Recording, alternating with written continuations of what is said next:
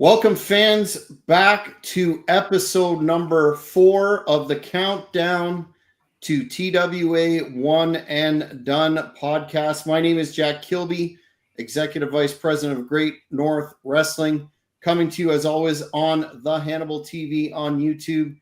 I am joined by my broadcast partner in this endeavor, Bay Chubby Dudley Ragney, and today we have a very big guest, a man who is a legendary referee known for his time in TWA, ECW, Philadelphia, a staple, and he's going to be part of TWA One and Done as well, Mr. John Finegan. But before we get into the questions that we have in the discussion, Bay, how are you doing today, sir? You're looking resplendent there, and is a little bit of different lighting gimmick you got going on? Yeah, because thanks to the way the clock works and time, it now stays lighter as the time gets later, and we have the sun shining in to my little studio area, and so the lighting doesn't even matter in here. So we got mood lighting going on. Nice, Looks nice good. shirt. I like the shirt. Like that? Yeah, it's the old one, but it's okay. They both count. Absolutely. Wanted to start off, John, by giving the fans a little bit of a background baseline for you, and you've been involved in refereeing for nearly 4 decades. I know you were a fan growing up as a kid, but what sparked that passion for being a fan into refereeing and stepping into that ring? I always found it captivating just watching it. I couldn't wait week by week to turn it on and see what was going on next. Pre-internet and pre-dirt sheets and pre all of that, it was must watch TV every week, and I was just drawn into it and loved it, and just when I was old enough, wanted to be a part of it. Did you have a moment when you decided, I'm going to pursue this as a career? Was it a gradual kind of process? I was working with my father in a refrigeration company, and my boss at the time, we just started talking about. I mean, I've known him before I started working there, growing up, and my boss and I talked about it, and he really kind of pushed me over the edge and said, "Well, just let's do it. What do you got to do?" And we started looking around, and the Monster Factory back then was around, and I just went and started to research it, and had an unusual, lucky. I guess a lot of lucky stuff happens throughout wrestling careers, at the right place at the right time, and I got lucky on how I got started. Can you talk about the first time you met Joel Goodhart and how you first came to work for Tri-State in that early period of your career? Yeah, I knew Joel way back when I first started in '86, and always saw him at shows. So using a lot of ring announcing. I would see him doing the ring announcing at the Civic Center for NWA shows, and we hit it off talking, and we always were friendly with each other. And it was actually after an NWA show, everybody would go back to the Airport Marriott to party with all the wrestlers and hang out with the guys. And Joel was there, and he came up to me and he says, "Would you be interested? I'm starting a school. Would you be interested in training referees for me? And I'd like to have you as my lead ref for TWA." I said, "Yeah, absolutely. I would love to do it." So I started with him at the opening of the school, and then worked with him throughout the existence of TWA with all the shows. What would you say your favorite moment inside a TWA ring was? It was my favorite and scariest. It was Cactus Jack and I believe JT Smith at the old Mike Schmidt's bar in Philadelphia. And I went up to the guys to get the finish, and Cactus says to me, "How'd you like to do a over the top rope bump?" I said, "Sure. You're just going to throw me over the top rope and you guys are just going to brawl?" He says, "No, you're going to take my clothesline over the top rope." And I stopped and I said, "I'm going to do what?" And I said, "All right, he says, trust me. I said, okay, I trust you. So he did it. And let me tell you something. I've never felt safer in my life in a ring with somebody as with an aura of being a lunatic. He held on to me all the way over that rope to the floor. He basically almost put me on my feet on the floor, and then I just crumbled down. He was unbelievably safe and just a great guy to work with. That stands out as one of my first earlier TWA moments. Hey, it's funny. I've known John 35 years now. I remember John from when I started wrestling school in fall of '90, and John was always there at the school a lot. And I don't think people truly realize or know or even really give John and Jim Molyneux too Absolutely.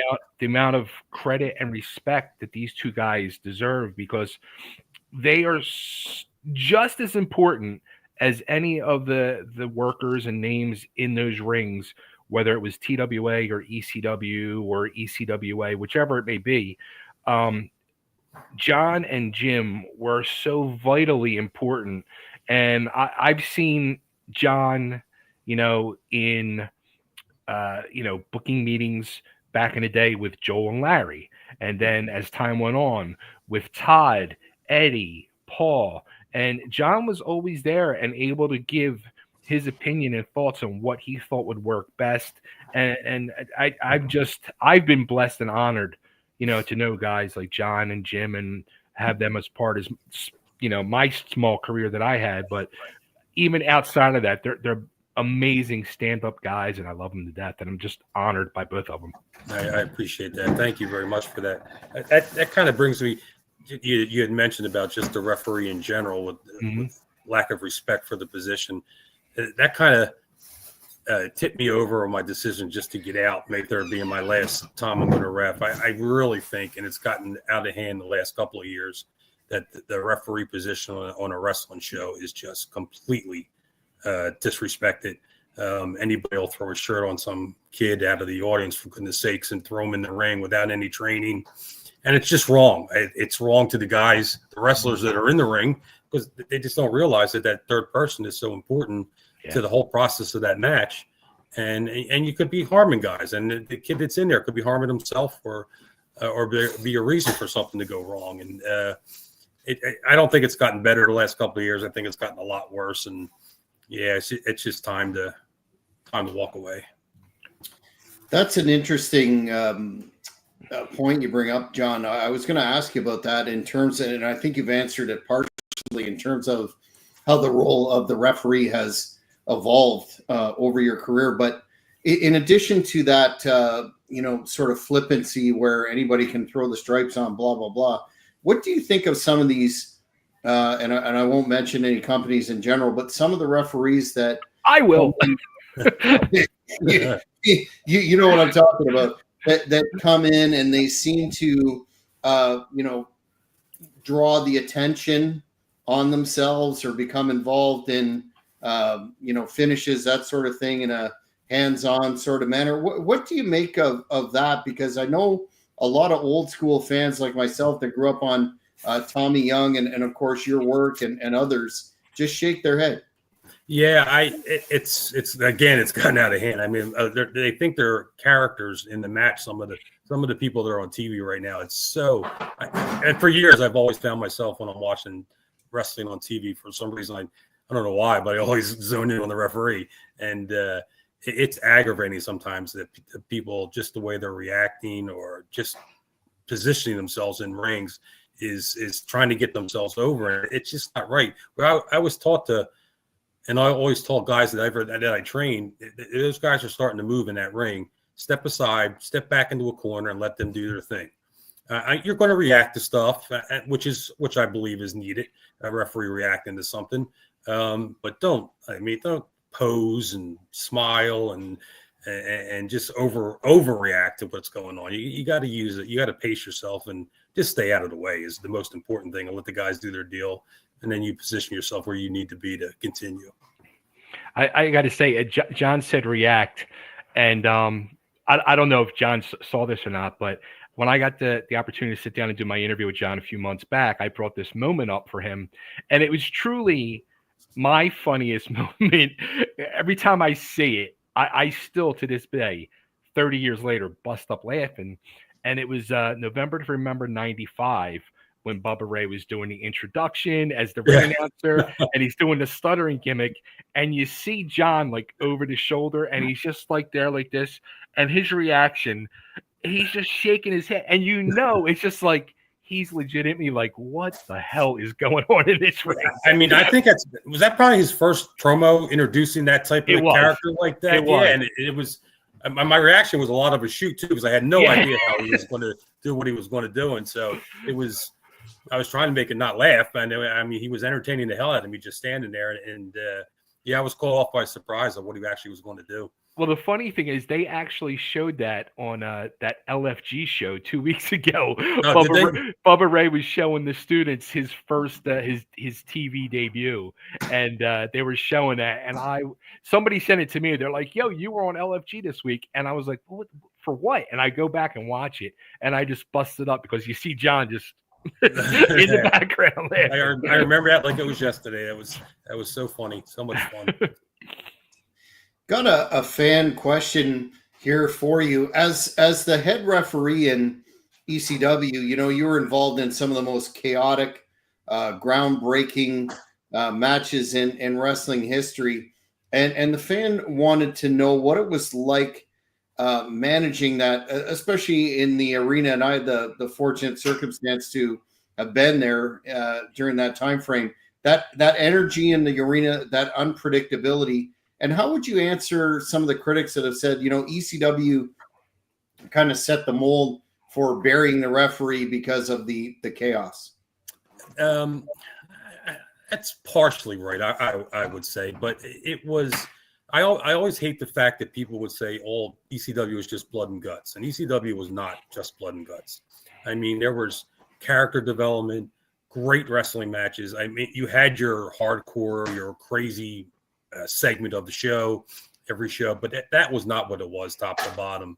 And that allowed us, like Malenko Guerrero, Psychosis, and Rey Mysterio, Jerry Lynn and Rob Van Dam, which are some of my favorite matches ever to ref. Just pure, great wrestling matches, and it allowed the referee to be the referee. I mean, ECW did go maybe a little over the top at some point with some of the brawls, but you went with it, and people just realized that that's what they're going to get. And if you were consistent with it, then it made kind of sense. And if you went back to pure wrestling matches and did what you were supposed to do, it made sense. In the long run, ECW, for whatever went on, we ended up making it make sense. In terms of the entirety of your career, sometimes the referee's role in terms of coordinating things and making sure everything stays on track is overlooked or not as known in terms of just being a presence in there in a ring. Who's your toughest wrestler to kind of keep in line during a match, so to speak, if you had one, and how did you manage that sort of situation where some guys wanted to go into business for themselves, etc.?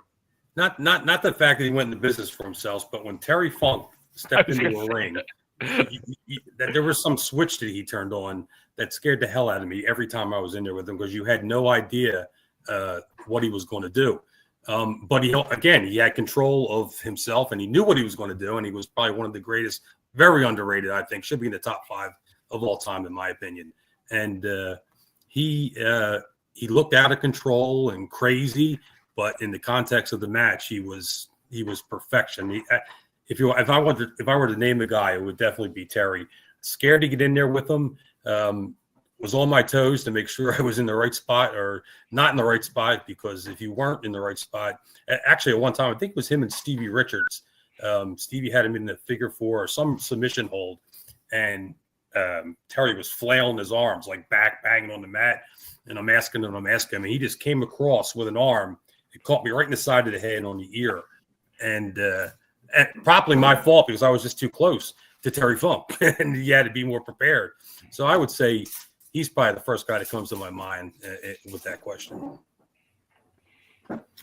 Chubby, do you have a similar sort of situation? I know you do. Ooh. I'm trying to think. In ECW, it was kind of like, who am I getting hit by next? Because I was just part of the sideshow, so it was always just lend my head to take that shot. But believe it or not, the scariest one, and I break her balls about it from time to time, was one time we were working the pit bulls, and Francine, she whacked me with a chair on the outside, and then when I went down face first, and she got the chair and was trying to stick the chair up my ass. I'm like, what are you doing? Like, she was like, I'm like, oh, do I owe you money? That's one of her pickup lines. You didn't know that? She Right. So, John, when I want to ask you, in terms of one and done, when you first heard that this was going to be a thing, what were your thoughts, and in terms of your role in agreeing to be on the show? Shoot the answer. I want to hear this. In terms of being on the show and working, how did that come about? Well, of course, Joel contacted me and was telling me that he was thinking about doing, and would I be interested? I said, absolutely. My first thought, it was well overdue. So overdue to have something, especially in Joel, for Joel himself. It didn't end well for him in the beginning when TWA ended. I don't think it ended right. I don't think he helped himself the way it ended. Probably still has some unhappy people to this day to the way it ended. So he absolutely deserves to go out the right way. Everybody talks about ECW, and TWA was the start of that style, and it flowed right into ECW. So he put his money on the line, his life on the line, his family on the line, and tried to present Philly with something different. And it took off, but unfortunately he did a little way too much, too fast, and it caught up to him. But the concept of the one and done, I think, is great. And if you look back in the wrestling business, I hope it is one and done, because you don't want to spoil it. It's one and done. Yeah, I know you're one and done. I know I'm one and done, so it better be one and done. It's absolutely one and done. Yeah, do it. Go out with your head up high, and let's do it the right way and have fun one more time. Jack, I want to know, because John, a few months after this announcement, he announced that he was going to officially retire as a ref. Were you thinking about it, John, before this announcement, or like after this announcement, did you kind of think like this is probably the right place to do it? Yeah, I was thinking about probably the last couple of years. I always said to my wife, who she told me I was going to do it until I was 60. I'm 58 now, so that's not going to happen. She's been trying to get me to stop for years. So, and yeah, I would say the last couple of years, and like when I talked earlier about the referee, the job of the referee, and all of that together, it just kind of fell into place. TWA was the first like official promotion that ran regularly, that used me, that started with me. I mean, I started in '86, but I was just doing indies up and down Jersey and PA and Delaware with Dick Worley, and TWA and Joel were the first ones to come to me and kind of put my name out there to get started. And then that rolled into ECW. And of course, we know the history of the ECW arena. So started with TWA, ran into ECW. The show's going to be at the ECW arena. If I don't do this now, I'm never going to have an opportunity, I don't think, like that again. It just all fell into place, and that'll be it on May 3rd. Yeah, I wanted to also ask you a question about your thoughts on WWE ECW. I know that it's kind of a divisive sort of topic, but the fans, whenever we're speaking with an ECW original, want to get their take on what did you make of that in terms of was it the intention to sort of extinguish the brand so to speak, or something different, or in between? I know you were offered a contract with the Fed, and for personal reasons didn't move forward with it. But what are your thoughts on that concept in general? I think in the beginning, the concept and intentions were good. I mean, Rob Pandeo and Tommy Dreamer were involved, and of course Paul was there, and the intentions I think were good, and then it developed into I personally think of Vince McMahon burial. It just was.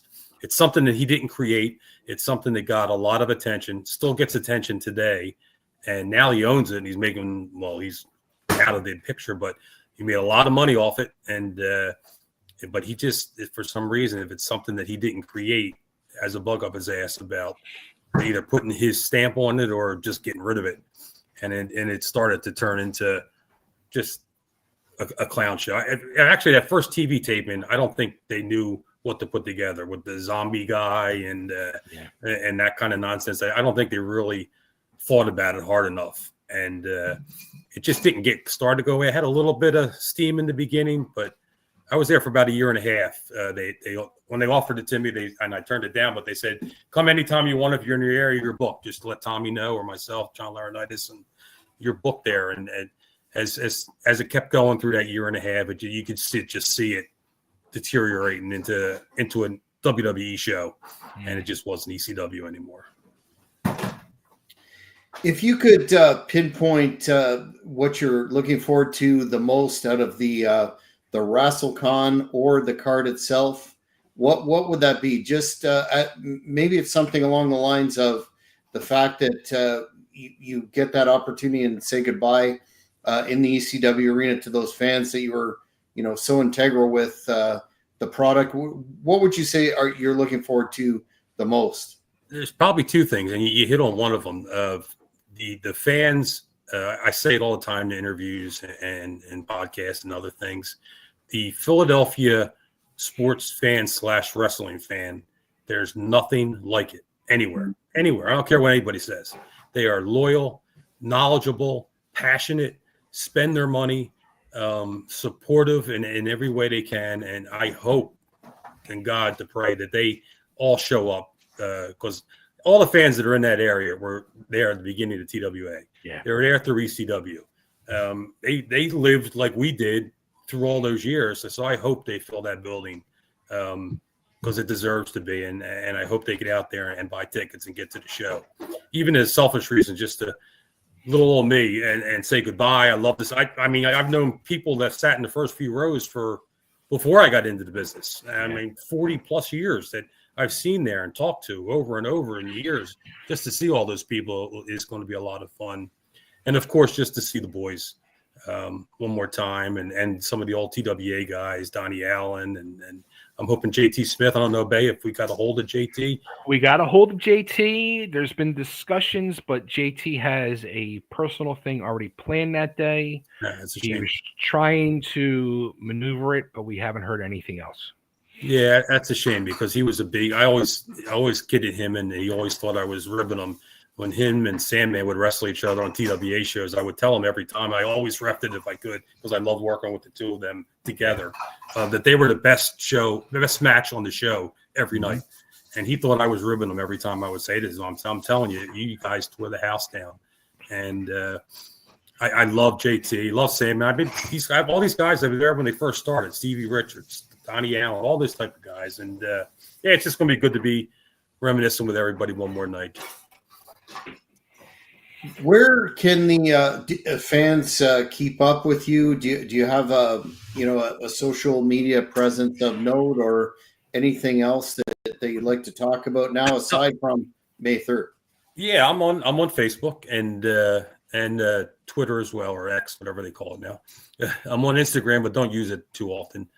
But I'm actually doing another show. I just added a show before May 3rd. I'm going to do another ECWA show at the end of April on the 26th.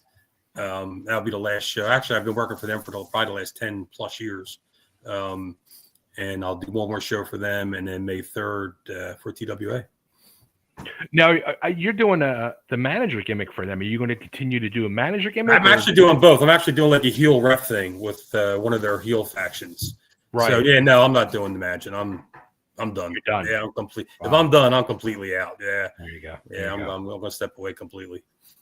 Before we let you go, John, I got to ask your thoughts, a prediction, as I'm starting to do now on each of these podcasts, because I'm definitely interested. This will be a little bit of a test for you. I know you're familiar with Super Crazy, that ECW legend. Who do you think will come out on top in a no gimmicks match thanks to Bay, which I guess means anything goes between my man Hannibal, the Death Dealer? A bit of a clash of styles there, but who's your prediction for that one? Oh, I got to go with Super Crazy. I got to go with my old ECW alum. Actually, I think it'll probably be. Here's an example, perfect example from ECW: wrestler, brawler, hardcore. Super Crazy could do it all. I'm a little familiar with Hannibal, and whatever is asked, I'm sure those two guys are going to put on a hell of a show. I know firsthand Super Crazy can do it all, and I'm sure that'll tear the house down. We're excited about it for a number of reasons. It's kind of a in the spirit of TWA, where you've got two huge guys, and Hannibal's the man in Canada, and Super Crazy is the man in Mexico, of course, and also Japan. But you're right. It's definitely going to be a major match. But so is the entire card, and I'm looking forward to meeting you in person, and maybe getting your assessment of your prediction at the end of the match, which unfortunately I can understand why you picked Super Crazy, but I can understand also that you're wrong. Respectfully. Absolutely. Respectfully. Oh, well, John, thank you so much for coming on the show tonight, and we will see you May the 3rd in the 2300 arena. Looking forward to it. Thanks for having me, guys. See you soon, John. All right. Take care. Take care, brother. All right. What a nice guy. Love him. I all these guys. I mean, it's weird because I can still picture being in wrestling school and seeing John outside the ring 35 years ago.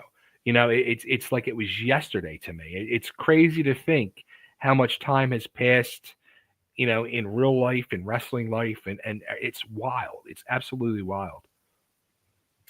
Yeah, I mean, I think John was responsible, along with Joe and so many others, for really setting the template for that post Tommy Young generation of refs. Absolutely. That really did their job well. And again, I'm not a fan of some of the shenanigans going on in certain companies, but I think I just found out actually that this was going to be his last year, so I couldn't think of a better show for him to be a part of.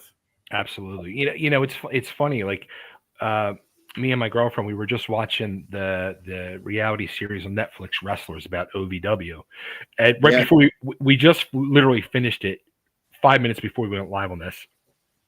And I was saying to her during that, I said, ECW was responsible for changing so much in the business, and the storyline telling, the way just wrestling shows and television was produced and ran, from referees to the wrestlers to the promos and vignettes. Everything changed in ECW and literally took it to the extreme. And I said, we have to sit down and I got to show you.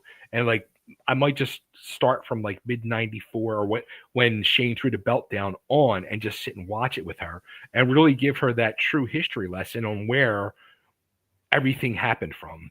And we, in all reality, we have the person to thank for that is, Joel Goodhart and TWA, because, that's where that true hardcore balls to the wall style came from.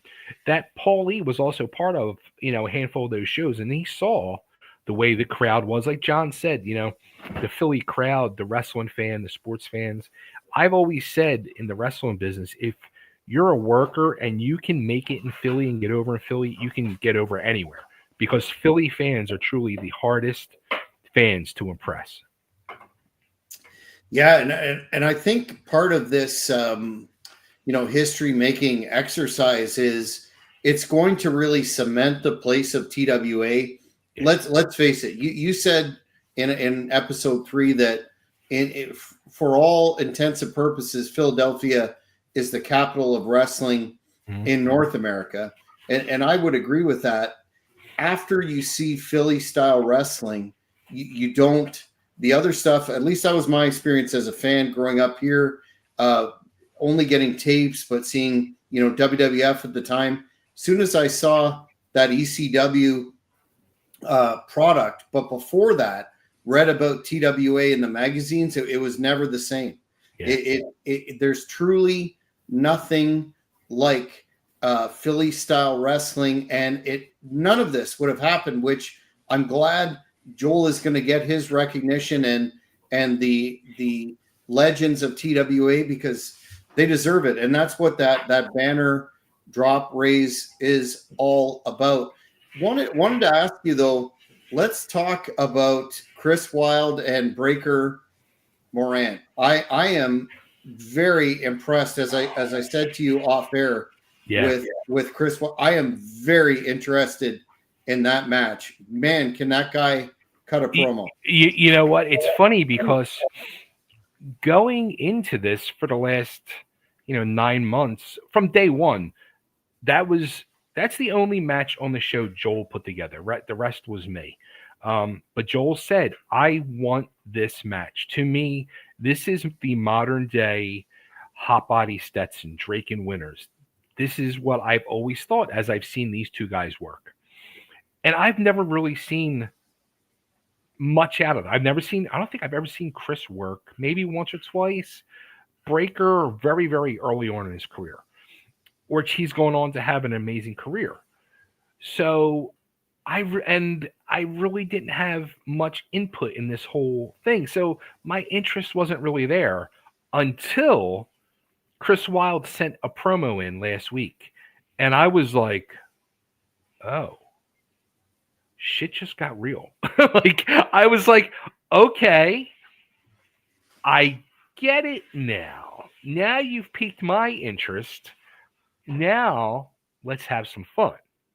So, it is a South Philly street fight. So it is the main event. It is a TWA title match. Breaker is the longest reigning TWA champion in the second era under Mike Tartaglia, and he won it from Chris Wilde. Chris Wilde was a former TWA champion. So we have the two technically longest reigning TWA champions going for the belt to see who's going to be the true, that's it, forever. The book closes on that person. That's the forever TWA champion. So May 3rd, we will see in a South Philly street fight, two guys go at it. And I got to share Chris Wilde's promo out because they also were live the other night on Carmela's Wrestling Radio Relived, and Chris went off. He's got everything he said is true.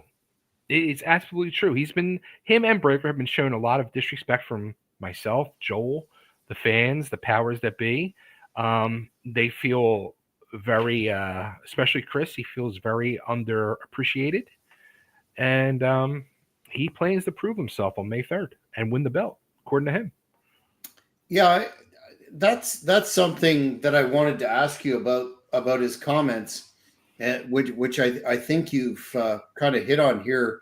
In the promo that you're going to share, he speaks about how you and I and everybody are talking about the old guys and how they're getting their due, but he was they're flowers. They're flowers, exactly. They're flowers. That's what the kids say now, right? Yeah. But the whole he came off as he's convinced he has a legitimate grievance because up until now in this broadcast anyway, we haven't talked about that. And these are a couple of guys that are former champions. It is the main event. He's got a point there. But do you think he's a little bit, how do I want to say, is his view of the flowers for the old guys, is that a little bit off key in terms of the whole card is for recognition of TWA as a company in its whole, or do you think he's got a legitimate grievance, so to speak? You know what? After I saw his promo, I truly felt it, and I felt like he has a legitimate grievance. I really do. Yes, the show is about honoring the old guard, the originals, the OGs. But a guy like Chris is still out there in the trenches. This is also Breaker Morant's last match. He has announced this is his final match of his 25-year career. So it's for the title. And there's been no discussion of their match from day one. There's been no, it's kind of just been glossed over. You know, everybody's talked about, you know, who's their mystery partner? We've talked about Hannibal and Super Crazy. We've talked about the three-way dance for the ECWA. We talked about the girls, Gabby Ortiz and Notorious Mimi representing Bell to Bell. We've talked about Tessa Blanchard's big return to Philly, taking on her father's former manager's daughter in Samantha Starr. So we've talked about all these matches. We've never really discussed the TWA title match. Good point. I personally, after seeing that, he's got me as a believer. Now, I guess the big question is, you say there's no discussion in terms of the match, but you're not going to surprise him with one of your last minute double crosses, are you? Like you did Hannibal and I. you know what the funny thing is, Jack? As the booker, when you flashed up the promo card for the match with Hannibal and Crazy, I thought to myself, man, I can't freaking wait for this match. But then if you flash another card up, because I know what's planned and we got going on, and I know how amazing these matches are going to be, and I'm like, holy shit, I can't wait for the people to witness the history that's going to be made that night.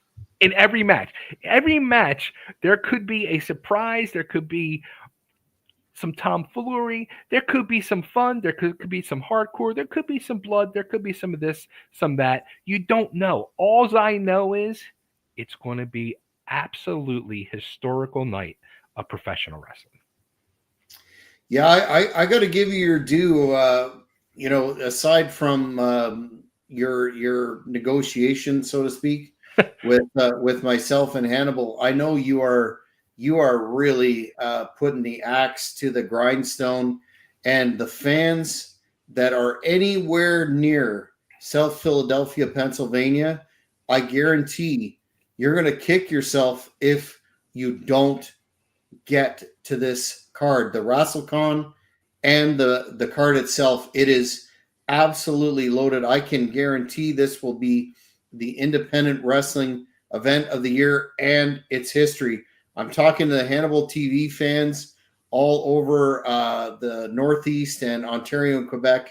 Do yourself a favor, grab those tickets at 2300arena.com, because you're not going to regret it at all. Let's see if we can get Mr. Wild on the show shortly, because that's the type of talent that I can respect, and I think he would be a great member of my stable, the big money players. He fits like a glove.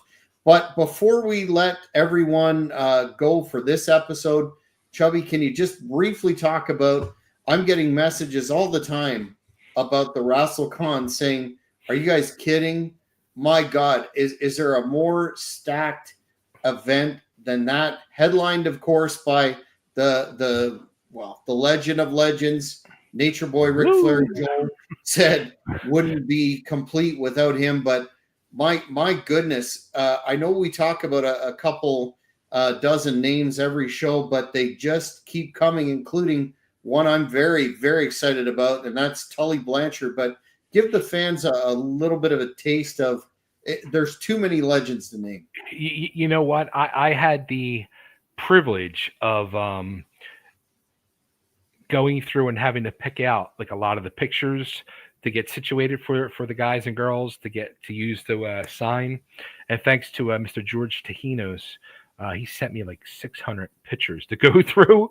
And as I'm going through these pictures of these NWA legends, Ric Flair, Tully Blanchard, Rock and Roll Express, Baby Doll, Missy Hyatt, and then the ECW legends, Sabu, Sandman, Shane Douglas, Todd Gordon, Francine, I'm just like, holy shit. Like, this truly, and seeing these pictures, like, just puts a whole new perspective into the true history that all these men and women have created over the years for this business. And I'm saying to myself, I want to make a point to really go around and make sure, especially during the WrestleCon, say hello to everybody and thank them. And because they all, whether they were a peer of mine or an influence of mine, it's an honor to be in the same building with them.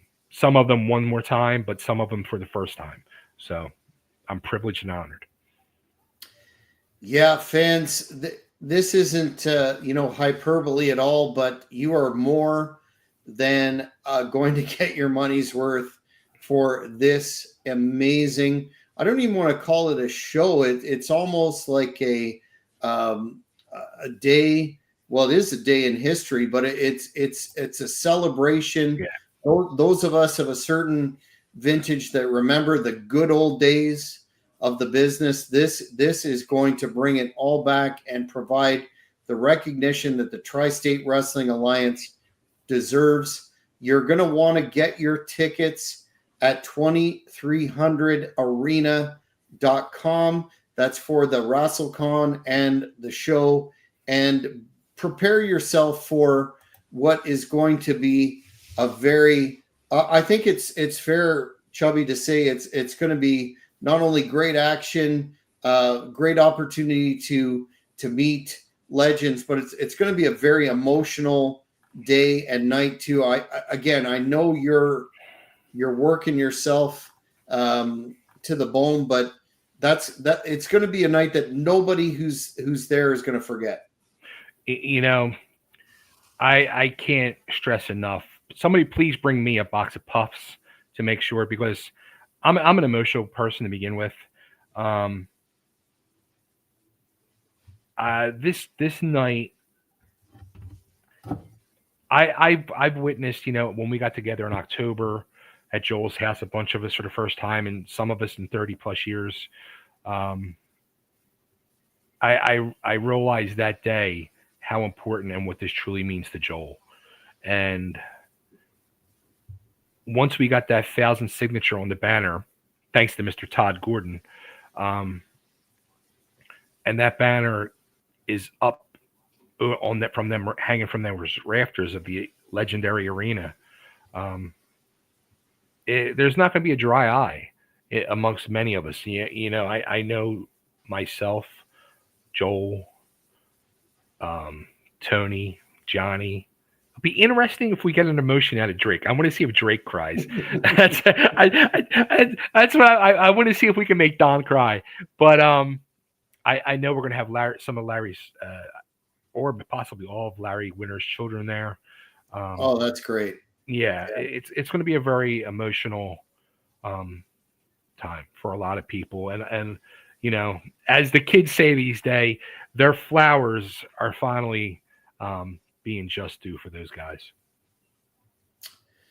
Well, fans, that is going to wrap us up for episode 4 of Countdown to TWA One and Done. Once again, get your tickets at 2300arena.com for the WrestleCon and the show, and you can be a part of history. On a personal note, when this discussion first started, I thought no matter where, when, or whatever, I'm going to be a part of it because it is legit history and it's going to be a night that nobody forgets. But join us next week, hopefully the same time for episode 5. We're going to hopefully nail down the guest in between, and we'll put that out on social media. But for Chubby Dudley, I'm Jack Kilby. Thanks for watching. Thank you for watching the Hannibal TV. Please like this video if you enjoyed it and click the subscribe button to not miss any of